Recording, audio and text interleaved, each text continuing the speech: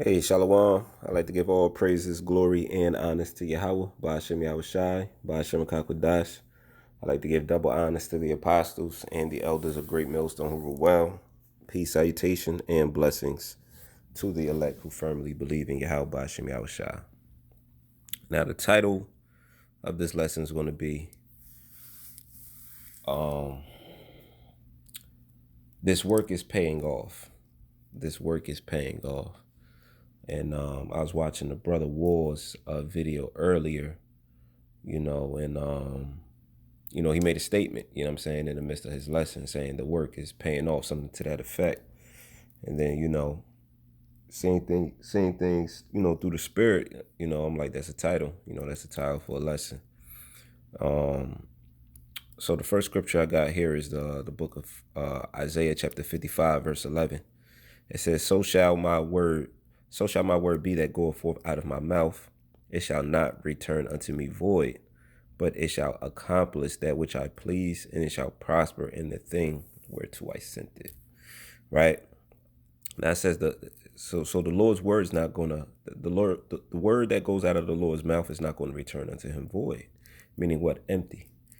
So everything that the Lord said is going to come to pass, guess what's going to happen? It's going to come to pass. Right? It's going to accomplish to where the Heavenly Father sent it, and the Lord spoke upon certain prophecies to look out for, right? And that's how we know that this word and this work in which we do is paying off, because we see things coming to pass. This is the book of Matthew chapter 4:24. I'm gonna start at verse 3. It says, and as he sat upon the Mount of Olives, the disciples came unto him privately, saying, Tell us, when shall these things be? And what shall be the sign of thy coming and of the end of the world? Right? And we here at Great Millstone, we like to get into the meaning of words, and that's what got a lot of these churches and the Christians and all these other people who call themselves believing in the Bible with the wrong interpretation.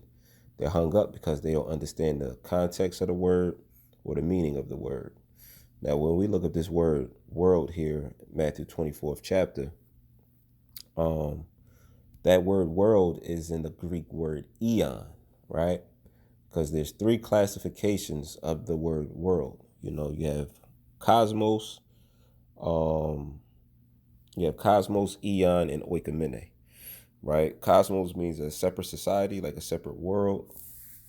Eon means a particular age, a period of age, a rulership, pretty much a time frame. And oikomene, in the reference of the word world, is the whole inhabited earth, right? So in this context, when we look it up, you can look it up for yourself. Um, to those who are not in the know, you could go on what's that? The blueletterbible.com. You go www.blueletterbible.com, and then you type in this particular book chapter verse Matthew 24:3, and when you see that word world in the Greek, is going to tell you eon. So that's how we know that it's talking about an age. That's how we know it's talking about a particular individual's rulership, and essentially so-called white man, the so-called white man, because the Romans were ruling at that particular time. And who's ruling today? Edom. Edom again, the second leg of Rome, right? So it says, and Yahushua answered and said unto them, Take heed that no man deceive you. For many shall come in my name, saying, I am the anointed, and shall deceive many. And we see that to the false Baptist preachers, the Christian teachers out there, the Catholicism teachers, even to those who claim themselves to be in the truth, Hebrew Israelites. And just to name them two other more popular camps, but got it all wrong, IUIC and ISUPK. They claim as if they coming in the name of the Lord, but they deceiving many. They deceiving those who are in their congregation. Verse 6, it says, And ye shall hear of wars and rumors of wars. See that ye be not troubled, for all these things must come to pass, but the end is not yet. And that's how we know that the Lord's work is paying off, because we hear about wars and we hear about the rumors of wars. We hear about the missiles that the Japanese has, that the Iranians have, that Russia has, that America has, that India has. All of these countries have nuclear capability. All of these countries have nuclear capability. And it reads, for all these things must come to pass, but the end is not yet. The end of what? This white man's world, this white man's rulership, right? It says, for nation shall rise against nation, and kingdom against kingdom, and there shall be famines and pestilences and earthquakes in diverse places. And this is what's happening around the world. You can't watch CNN and think you're going to get the truth.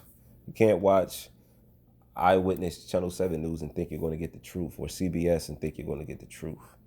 That's what we call generic. That's what we call Cartoon News Network, right, for CNN. They're not, the American government, so to speak, they're not going to let its people know the harsh realities of what's coming to them. That's why it's good to watch alternative media, like Al Jazeera, Dabu 7, a few, sources of news and information, that's out there. It's going to show you and tell you what's going on around the world. And that's how we know that this word is paying off. This work in which we do is paying off. And it says, and all these are the beginning of sorrows. That's right. That's all of these are going to be the beginning of sorrows. Right. Let me jump to the the verse 14. It says, and this gospel of the kingdom shall be preached in all the world for a witness unto all nations, and then shall the end come. That's right. So at that time, when Yahushua was speaking these things, his ministry was only to the Jews in the land, and then the Apostle Paul was set up, to magnify his office, and he went, to Rome, Ephesus, Asia Minor and Major, Greece, that area, he magnified his office, in that sense, However, it's talking about today, it's talking about this word going across the four corners of the globe, I guarantee you, if you look up that word world in 14, it's going to say oikomene, because there's great millstone camps. And that's how you know this gospel of the kingdom, right? The gospel in which we teach here at Great Millstone, because you got camps all over, different countries in Africa, Mexico, the islands, Europe, London, every major city and state in America. There's camps everywhere, and the world has to know about the truth about the MOTB, the truth of the MOTB. And that's how we also know that this hard work in which we put in through the Spirit of the Lord is paying off, because this is a prophecy that's not going out void, because why we see it being spoken on in the media. It's even hit mainstream media. Revelation 13:16, and he causeth all, both small and great, rich and poor, free and bond, to receive a mark in their right hand or in their foreheads. That's talking about the charagma, the micro CHIP. That's what the mark is talking about. It's not an embargo. It's not Christianity. It's none of those things. It's that device that they're going to plant inside of you, because when you look up the Greek word of that word mark, it tells us it's charagma. And it says a thing inserted, a thing imprinted, a thing inserted, a thing imprinted. That's how we know it to be the microchip and not anything else. And who's going to cause? The system, this beast system. He's going to make it to where you can't fight it, refute it, and if you don't have it, you're not going to be able to function in society. That's what the whole blockchain is about. CBDC, central bank digital currency. It's all going to be linked to your microchip. It says, and that no man might buy or sell save he that had the mark, or the name of the beast, or the number of his name.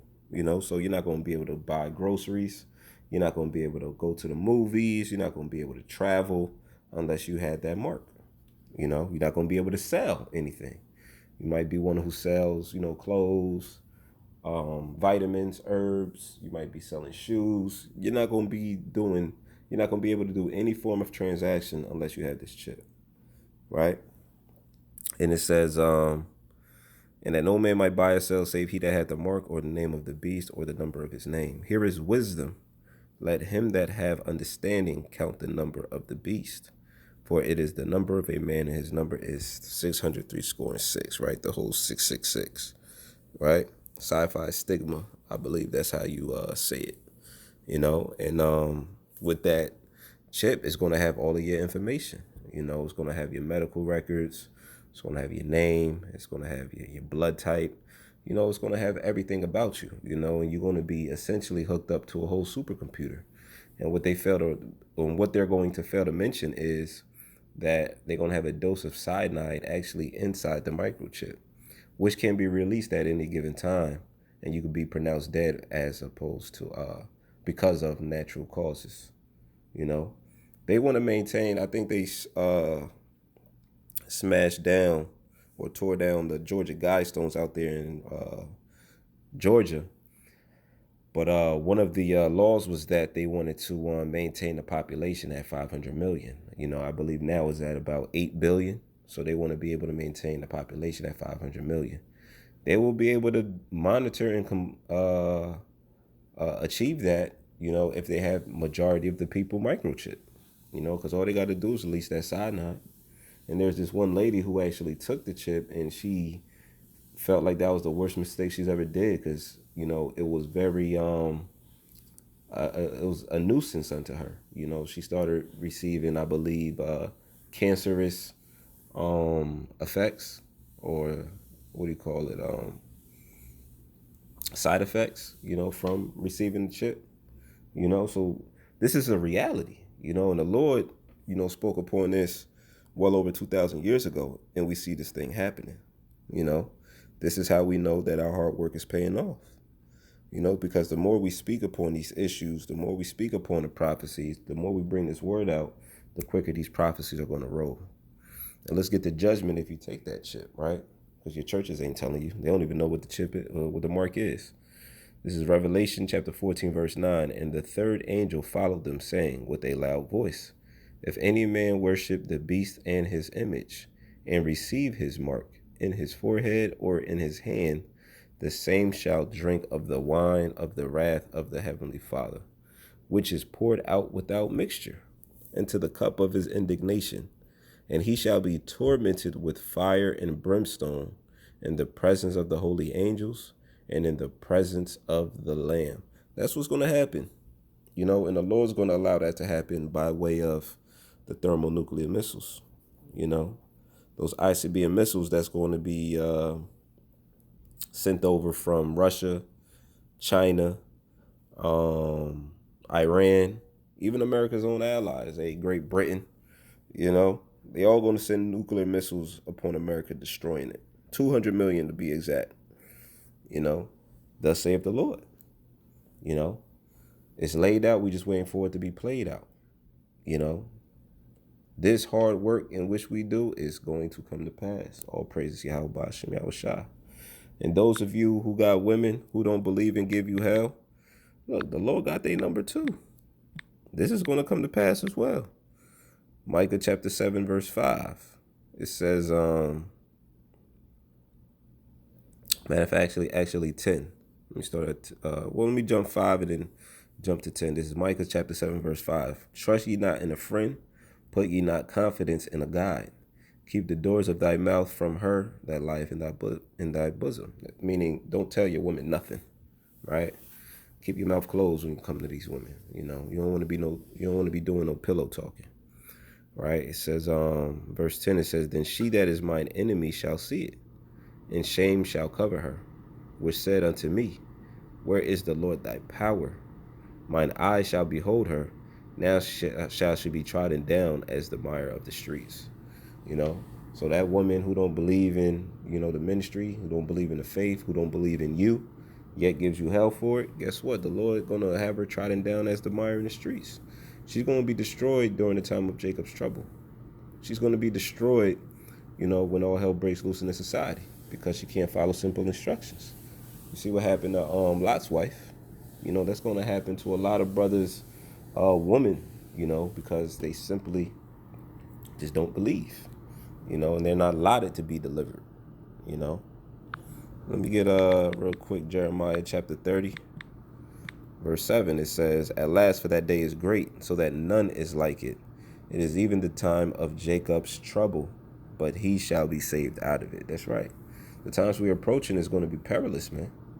The time that we're approaching is going to be never seen nor known to man, But guess what? There's a silver lining. The Lord said we shall be saved out of it.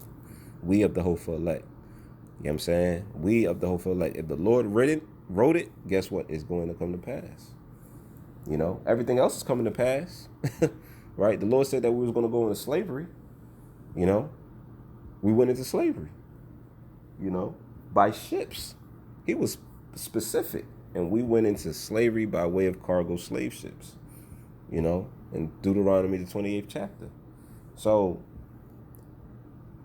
since that happened, the kingdom of heaven has to come forth.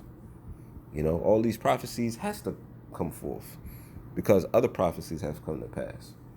And the scripture says that the Lord is not a man in which he should lie. The Lord is not a man in which he should lie. Right, so let me read that again. It says, "The last for that day is great, so that none is like it. It is even the time of Jacob's trouble, but he shall be saved out of it."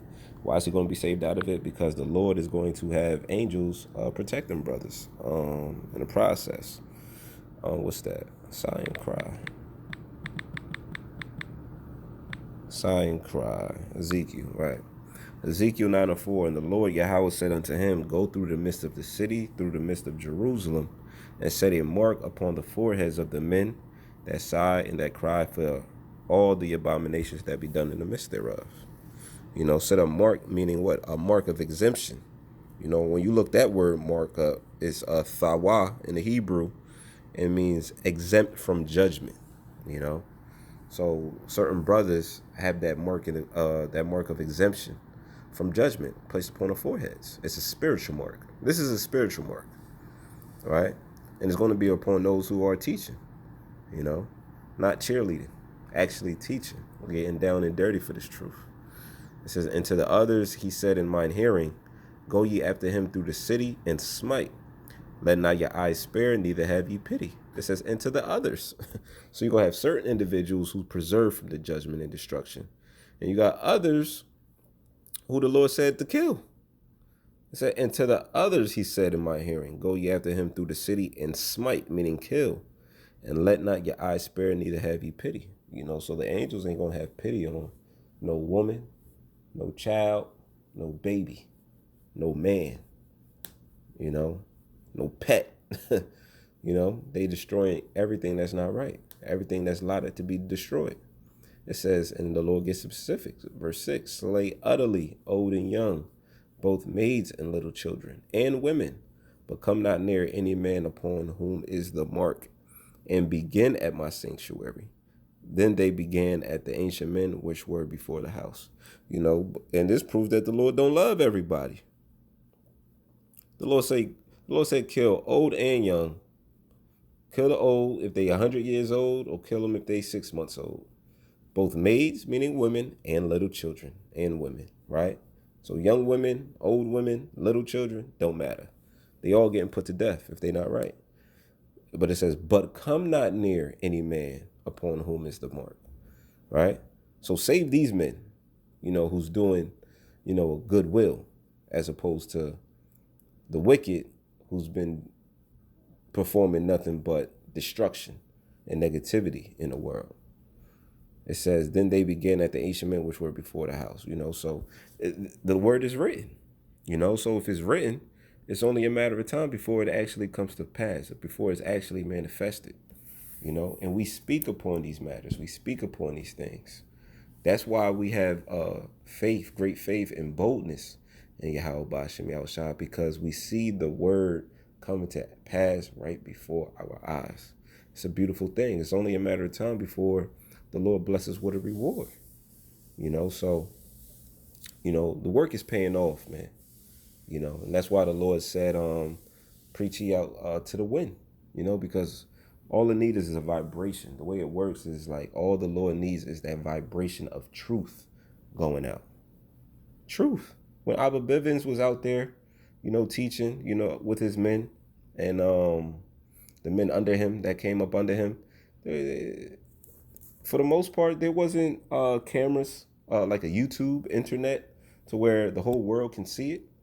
The fact that they was out there on those highways and byways teaching, that vibration went out through the four winds, you know, and now we see what we have before us, you know, primarily here at Great Millstone, you know, the word of truth, you know, the burden of truth, you know, out there, you know, and it's a beautiful thing to see, you know. So Lord willing, you know, this lesson was edifying, and just for brothers to, you know, keep in a mental note. The Lord always kept his word. He always going to keep his word. Because if he promised that we was going to go into slavery and we went into slavery and we're in slavery to this very day, he also said that he's going to beautify the meek with salvation. He also said for one shall become a nation. You know, the Lord said we're not going to have to worry about any tears in the kingdom. You know, we're going to be able to have many mansions in the kingdom. You know, he said, from my father's house is many mansions. Let me get that real quick, close out with that. The Lord said these things. So if he said it, guess what? It's going to come to pass. John 14:1, let not your heart be troubled. That's right. We shouldn't be troubled, stressed out. We shouldn't be having anxiety. This is ye believe in Yahweh, believe also in me. That's right. We got to believe in Yahweh Shai as well. In my father's house are many mansions. If it were not so, I would have told you. I go to prepare a place for you. That's right. The Lord is preparing a place for us now, the kingdom. It says, and if I go and prepare a place for you, I will come again and receive you unto myself, that where I am, there ye may be also. And whither I go, ye know, and the way ye know. Why? Because we have this truth. Because we have this truth. That's why we know. We're going to know before we go. You know? And that's a beautiful message, you know, in which we possess, you know, through the spirit and power of Yahweh Bashim Yahushai. So if he said that, guess what? It's going to happen. It's going to happen. You know, so brothers, just know that the work is not going in vain. The more we teach, the more the prophecies come to pass. And before we know it, we're going to be home in the kingdom, you know, with all heathens beneath us and everything else in order. So, you know, Lord willing, this lesson was edifying unto the elect. You know, I'd like to give all praises, glory, and honors to Yahweh Bashim Yahushai, Bashim Kakwadash. I'd like to give double honors to the apostles and the elders of Great Millstone who rule well. Peace, salutations, and blessings to the elect. Shalom.